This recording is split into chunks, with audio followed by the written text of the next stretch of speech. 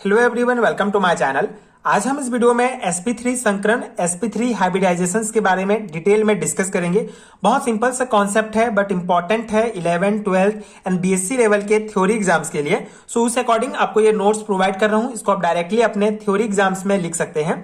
सो sp3 संकरण क्या है, इसको समझने से पहले संकरण क्या है, संकरण का बेसिक कॉन्सेप्ट क्या है, इसको एक बार रिकॉल कर लेते हैं। पिछले वीडियो में मैंने डिटेल में बताया है। अगर आपने वीडियो नहीं देखा है तो नीचे आपको प्लेलिस्ट का लिंक मिलेगा डिस्क्रिप्शन बॉक्स में, वहां से आप चेक कर सकते हैं। And BSc first year inorganic chemistry के सभी वीडियोस डिटेल में देख सकते हैं, जो डेफिनेटली आपके एग्जाम प्रिपरेशंस के लिए बहुत हेल्पफुल होगा। सो संकरण या हाइब्रिडाइजेशन क्या होता है? जब दो समान ऊर्जा वाले ऑर्बिटल आपस में कंबाइन कर दो नए संकरित ऑर्बिटल का फॉर्मेशन करते हैं तो इस प्रोसेस को संकरण या हाइब्रिडाइजेशन कहा जाता है। जैसे एक s ऑर्बिटल और एक p ऑर्बिटल, दोनों का जो एनर्जी होता है लगभग समान होता है, तो दोनों आपस में कंबाइन कर दो नए संकरित हाइब्रिड ऑर्बिटल का फॉर्मेशन करते हैं। ठीक है, तो इस प्रोसेस को संकरण कहा जाता है। एंड जब एक s और एक p ऑर्बिटल आपस में जुड़ेंगे तो इसको sp संकरण कहेंगे। एक s और दो p ऑर्बिटल जुड़ेंगे तो इसको sp2 संकरण कहेंगे। एंड sp3 संकरण इसके नाम से स्पष्ट है। एक s और तीन p ऑर्बिटल आपस में जुड़कर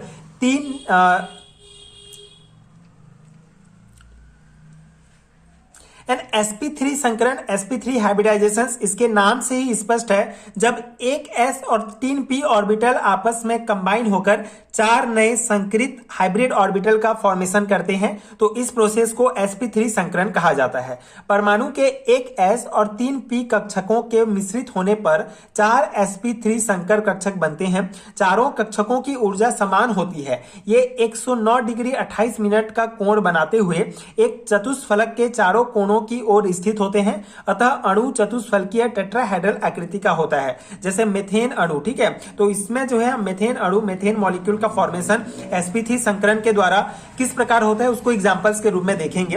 तो ये सिंपल सा sp3 संकरण आई होप आपको समझ में आ गया होगा। एक s ऑर्बिटल और तीन p ऑर्बिटल आपस में कंबाइन होकर चार नए संकर कक्षक हाइब्रिड ऑर्बिटल का फॉर्मेशन करते हैं तो इसको sp3 संकरण कहा जाता है। ठीक है, और इनका जो स्ट्रक्चर होता है, जो भी sp3 संकरण के द्वारा जो भी मॉलिक्यूल बनता है उनका स्ट्रक्चर जो होता है ये टेट्राहेड्रल होगा। ठीक है, और इनका आकृति, ठीक है, टेट्राहेड्रल चतुष्फलकीय आकृति का होगा और इनके बीच 109 डिग्री 28 मिनट का कोण बनेगा। अब यहाँ इसको एग्जांपल्स से समझ लेते हैं। मेथेन मॉलिक्यूल के एग्जांपल में जैसे मेथेन में जो है कार्बन है, तो कार्बन का सामान्य अवस्था में electronic configuration 1s2 2s2 2p2 होगा। ठीक है, तो इस प्रकार से ऑर्बिटल में इलेक्ट्रॉन भरे होंगे सामान्य अवस्था में। उत्तेजित अवस्था में, कार्बन की उत्तेजित अवस्था में क्या होगा, 2s का एक जो इलेक्ट्रॉन होगा, 2s ऑर्बिटल का एक इलेक्ट्रॉन 2p के ऑर्बिटल में आ जाएगा। ठीक है, 2p ऑर्बिटल में आ जाएगा उत्तेजित होकर इसका एक इलेक्ट्रॉन। तो इस प्रकार से उत्तेजित अवस्था में इलेक्ट्रॉनिक कन्फिगरेशन हो जाएगा। अब CH4 मॉलिक्यूल का फॉर्मेशन कैसे होगा? यहाँ पे जो चार हाइड्रोजन है, ठीक है, कार्बन की अगर कार्बन की अगर बात करें उत्तेजित अवस्था में, तो यहाँ पे आप देख सकते हैं चार जो ऑर्बिटल हैं ये अर्धपूरित हैं। ठीक है, फुलफिल नहीं है, एक एक इलेक्ट्रॉन ही प्रेजेंट है। तो चार हाइड्रोजन एटम आके इनके साथ जुड़ जाएंगे। इस प्रकार से आप देख सकते हैं चार हाइड्रोजन एटम ये कार्बन के साथ इस प्रकार से बॉन्ड बना लेंगे और इस प्रकार फिर sp3 संकरण के द्वारा CH4 मॉलिक्यूल का फॉर्मेशन होगा।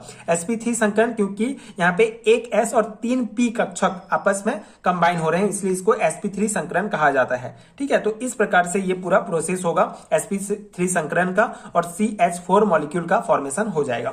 यहाँ पे डायग्राम में आप इस प्रकार शो करेंगे, ये 1s ऑर्बिटल का स्ट्रक्चर है, ये 3p ऑर्बिटल, जब दोनों ऑर्बिटल आपस में कंबाइन करेंगे तो इस प्रकार का स्ट्रक्चर हमको प्राप्त होगा। और ये जो है हमारा sp3 संकरण का ये आकृति है। ठीक है, sp3 संकरण के द्वारा कोई भी मॉलिक्यूल अगर बन रहा है तो उसका स्ट्रक्चर इस प्रकार से होगा। जैसे यहाँ पे हम मीथेन अणु की बात कर रहे हैं तो उसका स्ट्रक्चर ये होगा, जो है चतुष्फलकीय टेट्राहेड्रल स्ट्रक्चर है और इनके बीच जो कोण है 109 डिग्री 28 मिनट का कोण बनेगा। ठीक है, तो ये हो गया बेसिक कॉन्सेप्ट sp3 संकरण का एग्जांपल्स के साथ। इतना भी लिखेंगे तो इनफ रहेगा। शॉर्ट नोट्स मैंने आपको प्रोवाइड किया है जो इजीली आपको समझ में आ गया होगा आई होप। अगर कंप्लीट हैंडरिटन नोट चाहिए तो उसके लिए नीचे आपको डिस्क्रिप्शन बॉक्स में एंड पिन कमेंट में लिंक मिलेगा, वहां आप चेक कर सकते हैं। वहां बीएससी एंड एमएससी लेवल के सारे हैंडरिटन नोट्स डाउनलोड कर सकते हैं, जो डेफिनेटली आपके एग्जाम प्रिपरेशन के लिए बहुत हेल्पफुल होगा। एंड इसके अलावा आप स्क्रीन पर दिख रहे नंबर पर आप मुझे डायरेक्ट कॉन्टैक्ट भी कर सकते हैं व्हाट्सएप में, वहां वहां भी आपको नोट्स प्रोवाइड हो जाएगा। एंड अगर वीडियो हेल्पफुल है तो आगे के वीडियोस देखने के लिए प्लीज चैनल के साथ जुड़े रहिए, प्लीज सपोर्ट कीजिए, like share and subscribe to my channel and thank you so much for watching.